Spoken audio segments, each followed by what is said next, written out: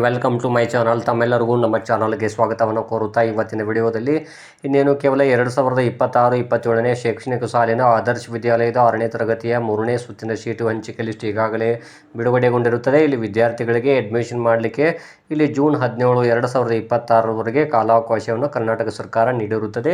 ಹಾಗಾದರೆ ವಿದ್ಯಾರ್ಥಿಗಳು ಇಲ್ಲಿ ಇವತ್ತಿನ ದಿನಾಂಕದವರೆಗೆ ಎಷ್ಟು ವಿದ್ಯಾರ್ಥಿಗಳು ಅಡ್ಮಿಷನ್ ಮಾಡಿದ್ದಾರೆ ಎನ್ನುವಂತಹ ಮಾಹಿತಿಯನ್ನು ತಮ್ಮೊಂದಿಗೆ ನಾನು ಇವತ್ತು ಶೇರ್ ಮಾಡ್ಕೊಳ್ತಾ ಇದ್ದೀನಿ. ಇನ್ನು ತಾವುಗಳು ನಮ್ಮ ಚಾನಲ್ ಫಸ್ಟ್ ಟೈಮ್ ನೋಡ್ತಾ ಇದ್ದರೆ ತಾವುಗಳು ಚಾನಲನ್ನು ಸಬ್ಸ್ಕ್ರೈಬ್ ಆಗಿ. ಇದು ನಮಗೆ ಶೈಕ್ಷಣಿಕ ವಿಡಿಯೋಗಳನ್ನು ಮಾಡಲಿಕ್ಕೆ ಇನ್ಸ್ಪಿರೇಷನ್ ನೀಡುತ್ತೆ ಅಂತ ತಿಳಿಸುತ್ತಾ, ನೋಡಿ ನಾನು ಈಗಾಗಲೇ ಬಹಳಷ್ಟು ಮಾಹಿತಿಯನ್ನು ತಮ್ಮೊಂದಿಗೆ ಹಂಚಿಕೊಂಡಿದ್ದೀನಿ. ಏನಂದರೆ ಇಲ್ಲಿ ಆದರ್ಶ ವಿದ್ಯಾಲಯದ 4ನೇ ಸುತ್ತಿನ ಸೀಟು ಹಂಚಿಕೆವರೆಗೂ ವಿಸ್ತರಣೆ ಆಗುತ್ತೆ ಈ ವರ್ಷದ ಅಡ್ಮಿಷನ್ ಅಂತ ತಿಳಿಸಿದ್ದೆ. ಯಾಕಂದರೆ ಬಹಳಷ್ಟು ವಿದ್ಯಾರ್ಥಿಗಳು ಅಡ್ಮಿಷನ್ ಮಾಡಿಲ್ಲ. ಹಾಗಾದರೆ ಇವತ್ತಿನ ವಿಡಿಯೋ ಮೂಲಕ ತಾವುಗಳು ಕೂಡ ನೋಡ್ಬೋದು ಇಲ್ಲಿ ಥರ್ಡ್ ರೌಂಡಲ್ಲಿ ಎಷ್ಟು ವಿದ್ಯಾರ್ಥಿಗಳು ಅಡ್ಮಿಷನ್ ಮಾಡಿದ್ದಾರೆ ಅಂತ.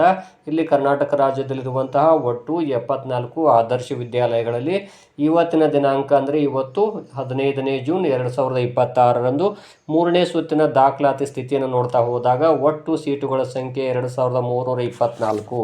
ಇಲ್ಲಿ ತಾವು ಗಮನಿಸಬಹುದು, ಇಲ್ಲಿ ನಾನು ಮೊದಲಿಗೆ 2100ಕ್ಕೂ ಹೆಚ್ಚು ಸೀಟುಗಳು ಅಂತ ಹೇಳಿದ್ದೆ. ಆದರೆ ಕೆಲವು ವಿದ್ಯಾರ್ಥಿಗಳು ಅಡ್ಮಿಷನ್ ಮಾಡಿಲ್ಲ. ಸೊ 200 ವಿದ್ಯಾರ್ಥಿಗಳು ಅಡ್ಮಿಷನ್ ಲೆಸ್ ಆಗಿದೆ. ಹಾಗಾಗಿ ಮತ್ತೆ ಇಲ್ಲಿ ಖಾಲಿ ಉಳಿದಿರುವ ಸೀಟುಗಳ ಸಂಖ್ಯೆ 2324 ಆಗಿದೆ. 2ನೇ ಸುತ್ತಿನ ಸೀಟು ಹಂಚಿಕೆ ಒಂದು ದಾಖಲಾತಿ ಸ್ಥಿತಿಯನ್ನು ತಿಳಿಸಿದಾಗ ಫೈನಲ್ ಆಗಿ 2100ಕ್ಕೂ ಹೆಚ್ಚು ಸೀಟುಗಳು ಅಂತ ತಿಳಿಸಿದ್ದೆ. ಆದರೆ ಮತ್ತೆ 200 ವಿದ್ಯಾರ್ಥಿಗಳು ಇಲ್ಲಿ ಅಡ್ಮಿಷನ್ ಕನ್ಫರ್ಮೇಷನ್ ಇಲ್ಲದ ಕಾರಣಕ್ಕಾಗಿ ಅವುಗಳನ್ನು ಕೂಡ ಇಲ್ಲಿ ಆ್ಯಡ್ ಮಾಡಿದ್ದಾರೆ. ಹಾಗಾದರೆ ಇವತ್ತು ಅಡ್ಮಿಷನ್ ಮಾಡಿದಂಥ ವಿದ್ಯಾರ್ಥಿಗಳ ಸಂಖ್ಯೆ 161 ಸೀಟುಗಳು ಇಲ್ಲಿ ಅಡ್ಮಿಷನ್ ಮಾಡಿದ್ದಾರೆ. ಹಾಗಾದರೆ ಇಲ್ಲಿ ಎಷ್ಟು ಸೀಟುಗಳು ಇನ್ನೂ ಖಾಲಿ ಉಳಿದಿದ್ದಾವೆ ಎನ್ನುವಂಥ ಮಾಹಿತಿಯನ್ನು ಇಲ್ಲಿ ಕರ್ನಾಟಕ ರಾಜ್ಯದ 74 ಆದರ್ಶ ವಿದ್ಯಾಲಯಗಳಲ್ಲಿರುವಂತಹ ಇಲ್ಲಿ ಇವತ್ತಿನ ಅಡ್ಮಿಷನ್ ನೋಡ್ತಾ ಹೋಗಿ ಇಲ್ಲಿ ಮೊದಲನೇದಾಗಿ ನೋಡ್ಬೋದು ತಾವುಗಳು ಕೂಡ ಬಾಗಲಕೋಟೆ ಜಿಲ್ಲೆಯ ಬಾದಾಮಿ ತಾಲೂಕಿನಿಂದ ಪ್ರಾರಂಭಗೊಂಡು ಇವತ್ತು ಕೇವಲ 3 ವಿದ್ಯಾರ್ಥಿಗಳು ಅಡ್ಮಿಷನ್ ಮಾಡಿದ್ದಾರೆ. ಹಾಗಾದರೆ ಇದೇ ರೀತಿ ತಾವುಗಳು ತಮ್ಮ ತಾಲೂಕು ಜಿಲ್ಲೆಯನ್ನು ಚೆಕ್ ಮಾಡ್ತಾ ಹೋಗಿ ಇನ್ನು ಎಷ್ಟು ಸೀಟುಗಳು ಲಭ್ಯ ಇವೆ, ಇನ್ನು ಎಷ್ಟು ವಿದ್ಯಾರ್ಥಿಗಳು ಅಡ್ಮಿಷನ್ ಮಾಡಲಿಕ್ಕೆ ಅವಕಾಶ ಇದೆ ಅನ್ನೋದನ್ನು ನೋಡ್ತಾ ಹೋಗ್ಬೋದು. ಮತ್ತು ಇಲ್ಲಿ 3ನೇ ಸುತ್ತಿನ ಕಟ್ ಆಫ್ ಅಂಕಗಳನ್ನು ಚೆಕ್ ಮಾಡ್ಕೊರಿ. ಅಲ್ಲಿ ಕೊಟ್ಟಿರುವಂತಹ ಮಾಹಿತಿ ಪ್ರಕಾರ ಇಲ್ಲಿ ಯಾವ್ಯಾವ ವರ್ಗದ ವಿದ್ಯಾರ್ಥಿಗಳಿಗೆ ಇನ್ನೂ ಅವಕಾಶ ಇದೆ ಅಡ್ಮಿಷನ್ ಮಾಡಲಿಕ್ಕೆ ಅನ್ನೋದನ್ನು ತಾವುಗಳು ಕೂಡ ಗಮನಿಸ್ಬೋದು. ಇಲ್ಲಿ ಕೆಲವು ನಾವು ಉದಾಹರಣೆಗೆ ತಿಳಿಸ್ತೀನಿ, ತಾವು ನೋಡ್ಬೋದು. ಮೊದಲಿಗೆ ಬೆಳಗಾವಿ ಜಿಲ್ಲೆಯ ರಾಮದುರ್ಗ ತಾಲೂಕಿದೆಯಲ್ಲ, ಅಲ್ಲಿರುವಂಥ ಆದರ್ಶ ವಿದ್ಯಾಲಯದ ಥರ್ಡ್ ರೌಂಡ್ ಕಟ್ ಆಫ್ ಅಂಕಗಳನ್ನು ಚೆಕ್ ಮಾಡ್ಕೊರಿ. ಅಲ್ಲಿ ಕೆಲವೊಂದು ಕಾಸ್ಟ್ಗಳಿಗೆ ಅಲ್ಲಿ ಕಟ್ ಆಫ್ ಅಂಕಗಳು ಇಲ್ಲ. ಯಾಕೆ ಕೊಟ್ಟಿಲ್ಲ ಅಂದರೆ ಅಲ್ಲಿ ಸೀಟುಗಳು ಭರ್ತಿಯಾಗಿವೆ ಅಂತ ಅರ್ಥ. ಯಾವುದು ಇಲ್ಲಿ ಕೊಟ್ಟಿದ್ದಾರೆ ಕಟ್ ಆಫ್ ಅಂಕಗಳನ್ನು, ಆ ಶಾಲೆಯಲ್ಲಿ ಇನ್ನು ಸೀಟುಗಳು ಆ ಕಾಸ್ಟಿಗೆ ಲಭ್ಯ ಇವೆ ಅಂತ ಅರ್ಥ ಆಗುತ್ತದೆ. ಹಾಗಾದರೆ ಇಲ್ಲಿ ಇದೇ ರೀತಿಯಾದಂತಹ ಏನು ಇಷ್ಟು ಸೀಟುಗಳು ಕೊಟ್ಟಿದ್ದಾರೆ, ಈ ವಿದ್ಯಾರ್ಥಿಗಳು ಥರ್ಡ್ ರೌಂಡಲ್ಲಿ ಆಯ್ಕೆಯಾಗಿದ್ದಾರೆ. ಈ ವಿದ್ಯಾರ್ಥಿಗಳು ಅಡ್ಮಿಷನ್ ಮಾಡದೆ ಹೋದರೆ ಮತ್ತೆ 4ನೇ ಸುತ್ತಿನಲ್ಲಿ ಇದೇ ಕಾಸ್ಟ್ಗಳಿಗೆ ಇದೇ ಮೀಸಲಾತಿ ಅನ್ವಯ ಮತ್ತೆ ಸೆಲೆಕ್ಷನ್ ನಡೆಯುತ್ತದೆ. ಸೊ ಹಾಗಾಗಿ ತಾವು ಕನ್ಫರ್ಮೇಷನ್ ಮಾಡ್ಕೊಂಡ್ಬಿಡಿ. ಇಲ್ಲಿ 4th ರೌಂಡ್ ಸೆಲೆಕ್ಷನ್ ಲಿಸ್ಟ್ ಬರುತ್ತೆ ಅಂದರೆ ತಮ್ಮ ತಾಲೂಕಿನ ಕಟ್ ಆಫನ್ನು ನಾನು ಈಗಾಗಲೇ ನಿನ್ನೆ ವಿಡಿಯೋದಲ್ಲಿ ಬಿಟ್ಟಿದ್ದೇನೆ ಸಂಪೂರ್ಣವಾಗಿ.